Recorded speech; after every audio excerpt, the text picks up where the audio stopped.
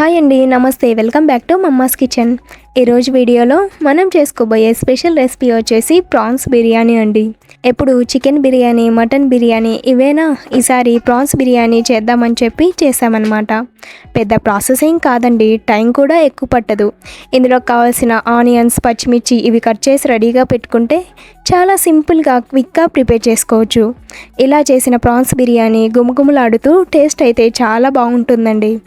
మరైతే ప్రాన్స్ బిర్యానీ టేస్టీగా ఎలా ప్రిపేర్ చేసుకోవాలో చూద్దాం పదండి. ఇక్కడ మేము రొయ్యల బిర్యానీ చేయడానికి 3/4 కిలో రొయ్యల్ని తీసుకున్నామండి. 750 గ్రామ్స్ రొయ్యల్ని తీసుకొని వీటికి పైన ఉండే పొట్టు అలాగే వీటికి పేగులు ఉంటాయి కదా, సో వాటన్నిటిని నీట్గా తీసేసి ఇలా శుభ్రంగా కడిగి పెట్టుకున్నామండి. అలాగే ఒక బౌల్లో బాస్మతి రైస్ 2 గ్లాసులు అంటే 750 గ్రామ్స్ బాస్మతి రైస్ని తీసుకున్నామండి. ఇక్కడ మనం బాస్మతి రైస్ అలాగే రొయ్యలు ఇవి 2 ఈక్వల్ క్వాంటిటీలో తీసుకున్నామండి. వీటిని శుభ్రంగా కడిగి ఇప్పుడు ఇందులో రైస్ మునిగేలా నీళ్లు పోసుకొని బాస్మతి రైస్ పొడిగా చక్కగా రావడం కోసం 1 గంట పాటు వీటిని నానబెట్టుకోవాలి. ఇప్పుడు రొయ్యల బిర్యానీ ప్రిపేర్ చేసుకోవడానికి స్టవ్ పైన బిర్యానీ ప్రిపేర్ చేసుకునే పాత్రను పెట్టుకొని ఇందులో 2 టేబుల్ స్పూన్ల దాకా నెయ్యి వేసుకోవాలి. ఇక్కడ మేము యూస్ చేసే నెయ్యి వచ్చేసి ఆవు నెయ్యి అండి. గేదె నెయ్యిలో, ఆవు నెయ్యిలో రెండిట్లో ఫ్యాట్ కంటెంట్ ఉంటుంది, కానీ మేము ఆవు నెయ్యి ఎందుకు యూస్ చేస్తామంటే గేదె నెయ్యి కంటే ఆవు నెయ్యి త్వరగా డైజెస్ట్ అవుతుంది. సో అందుకని మేము ఆవు నెయ్యిని యూస్ చేస్తాం. ఇందులో నెయ్యి వేసుకున్న తర్వాత 3-4 టేబుల్ స్పూన్ల దాకా ఆయిల్ వేసుకోవాలి. ఆయిల్ బాగా వేడైన తర్వాత ఈ వీడియోలో చూపిస్తున్న బిర్యానీ మసాలాని ఇందులో వేసుకోవాలి. బిర్యానీ ఆకు, లవంగ మొగ్గలు, జాపత్రి, అనాస పువ్వు, బ్లాక్ స్టోన్ ఫ్లవర్, ఇలాచి, దాల్చిన చెక్క, మరాఠీ మొగ్గ ఇవన్నీ ఇందులో వేసుకొని 1 నిమిషం పాటు ఫ్రై చేసుకోవాలి. ఇక్కడ మనం చేసుకునే ప్రాన్స్ బిర్యానీలో గరం మసాలా పొడి కానీ బిర్యానీ మసాలా పొడి కానీ వేసుకోవట్లేదండి. అందుకని ఇందులో బిర్యానీ మసాలా దినుసులు కొద్దిగా ఎక్కువగానే వేసుకున్నాం. ఇన్ కేస్ మీరు ఏవైనా మసాలా పొడులు ఇందులో వేసుకోవాలి అంటే ఇందులో వేసుకున్న మసాలా దినుసులు ఈ క్వాంటిటీ కంటే కొద్దిగా తగ్గించుకొని వేసుకోండి. ఈ బిర్యానీ మసాలా బాగా వేగిన తర్వాత ఒక 10 నుండి 11 వరకు పచ్చిమిర్చిని ఇలా పొడవుగా కట్ చేసుకొని వేసుకోవాలి. పచ్చిమిర్చి ఈ మాదిరిగా బాగా వేగిన తర్వాత 2 మీడియం సైజు ఉల్లిపాయలను ఇలా సన్నగా కట్ చేసుకొని ఇందులో వేసుకోవాలి. ఉల్లిపాయలు వీలైనంత సన్నగా కట్ చేసుకుంటే ఆయిల్లో చక్కగా వేగి బిర్యానీ మసాలాకు మంచి టెక్స్చర్ని ఇస్తుంది, అలాగే టేస్ట్ కూడా బాగుంటుంది. ఈ ఉల్లిపాయ ముక్కలు ఎక్కడా మాడకుండా మంచి గోల్డెన్ రంగు వచ్చే వరకు కలుపుకుంటూ ఫ్రై చేసుకోవాలి. ఉల్లిపాయ ముక్కలు కొంచెం మాడిపోయినా బిర్యానీ టేస్టే మారిపోతుంది. సో బిర్యానీ టేస్ట్ బాగుండాలి అంటే ఉల్లిపాయ ముక్కల్ని పర్ఫెక్ట్గా ఫ్రై చేసుకోవాలి. చూడండి, ఉల్లిపాయ ముక్కలు ఇలా ఈవెన్ గా ఫ్రై అయిన తర్వాత మంటని లో ఫ్లేమ్ లోకి టర్న్ చేసుకొని ఇందులో 2 టేబుల్ స్పూన్ల దాకా అల్లం వెల్లుల్లి పేస్ట్ ని వేసుకోవాలి. అల్లం వెల్లుల్లి పేస్ట్ పచ్చివాసన పోయే వరకు ఫ్రై చేసుకున్న తర్వాత జాజికాయ 1 తీసుకొని ఇలా గ్రేటర్తో తురుముకొని కానీ లేదంటే రోట్లో వేసుకొని దంచుకొని కానీ ఆ పొడిని ఇందులో వేసుకోవాలి. అలాగే చిన్న సైజ్ టొమాటోలు 2 ఇలా సన్నగా కట్ చేసుకొని ఇందులో వేసుకోవాలి. అలాగే రుచికి తగ్గట్టు ఉప్పు వేసుకొని టొమాటోలు చక్కగా మగ్గే వరకు కలుపుకుంటూ ఫ్రై చేసుకోవాలి. చూడండి, ఎక్కడ టొమాటో ముక్కలు కనిపించలేదు కదా, సో ఈ విధంగా టొమాటోను ఫ్రై చేసుకున్న తర్వాత ఇప్పుడు ఇందులో 1 గుప్పెడు సన్నగా కట్ చేసుకున్న పుదీనా అలాగే కొత్తిమీర వేసుకొని ఈ ఆకు చక్కగా మగ్గే వరకు కలుపుకుంటూ ఫ్రై చేసుకోవాలి.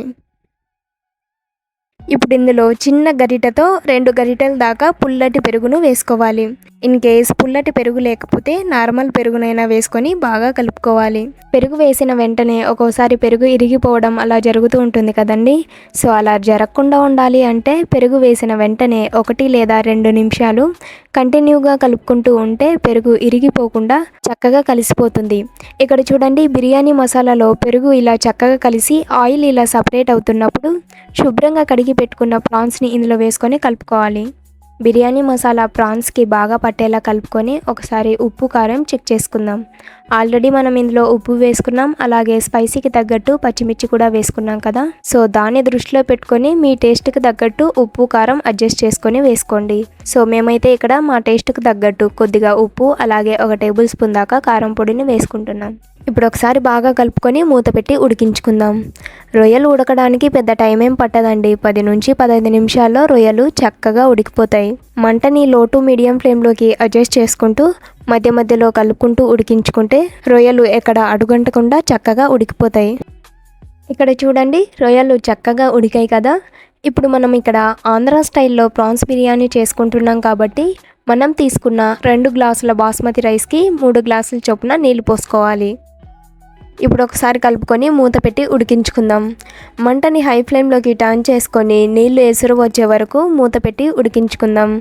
చూడండి నీళ్లు ఇలా బాయిల్ అవుతున్నప్పుడు నానబెట్టుకున్న రైస్లోని నీళ్ళన్నీ వంపేసి బాస్మతి రైస్ని మాత్రమే ఇందులో వేసుకోవాలి. ఆల్రెడీ బాస్మతి రైస్ని నానబెట్టుకొని ఇందులో వేసుకుంటున్నాం కదండి. సో రైస్ని మరీ ఎక్కువగా కదిపితే విరిగిపోయే ఛాన్సెస్ ఉంటుంది. సో అలా కాకుండా రైస్ని మరీ ఎక్కువసేపు కదపకుండా జస్ట్ ఒకసారి అలా కలుపుకొని మూత పెట్టి ఉడికించుకుందాం.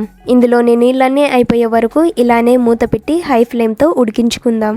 చూడండి బిర్యానీలో ఇలా కొద్దిగా చెమ్మ ఉన్నప్పుడు ఈ పాత్రకు బిర్యానీ ఏమైనా అడుగంటుకొని ఉంటే ఒకసారి ఇలా కలుపుకుందాం. మరీ ఎక్కువగా కలిపితే బిర్యానీ రైస్ విరిగిపోతాయండి. సో మరీ ఎక్కువగా కాకుండా పాత్ర అంచులలో జస్ట్ ఇలా కలిపి వదిలేయాలి. ఇప్పుడు ఈ పాత్రను పక్కన పెట్టి ఇదే స్టవ్ పైన ఏదైనా మందంగా ఉన్న పెనం పెట్టుకొని ఈ పెనం మీద బిర్యానీ పాత్రను పెట్టుకోవాలి. ఇప్పుడు ఈ బిర్యానీ రైస్ పైన కట్ చేసుకున్న పుదీనా, కొత్తిమీర, అలాగే 1 లేదా 1.5 టేబుల్ స్పూన్ దాకా నెయ్యి వేసుకొని మూత పెట్టుకోవాలి. ఇప్పుడు మంటను మీడియం ఫ్లేమ్లోకి టర్న్ చేసుకొని ఒక 5 నుండి 10 నిమిషాల వరకు అలానే వదిలేస్తే బిర్యానీ రెడీ అయిపోతుంది.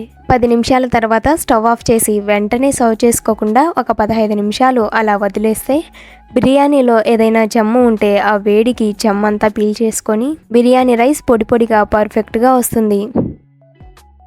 చూడండి బిర్యానీ రైస్ పొడి పొడిగా చక్కగా వచ్చింది కదా. ఇప్పుడు వేరొక బౌల్లోకి సర్వ్ చేసుకుందాం. బిర్యానీ ఇలా వేడిగా ఉన్నప్పుడే రైతాతో కానీ, గోంగూర పచ్చడితో కానీ, లేదంటే గ్రేవీతో కానీ సర్వ్ చేసుకొని తింటే చాలా టేస్టీగా ఉంటుందండి. బిర్యానీ అంటే పెద్ద ప్రాసెస్ కదా, టైం ఎక్కువ పడుతుందేమో అనుకోకుండా ఈ వీడియోలో చూపించినట్లుగా చాలా సింపుల్గా క్విక్గా ప్రిపేర్ చేసుకోండి. ఇలా చేసిన బిర్యానీ టేస్ట్ కూడా చాలా బాగుంటుంది. సో మరి మీరు ఇంట్లో ట్రై చేసి ఎలా ఉందో మీ ఫీడ్బ్యాక్ని మాతో షేర్ చేసుకోండి. ఈ వీడియో మీకు నచ్చితే లైక్ చేయండి, మన ఛానల్ని సబ్స్క్రైబ్ చేసుకోండి. బాయ్.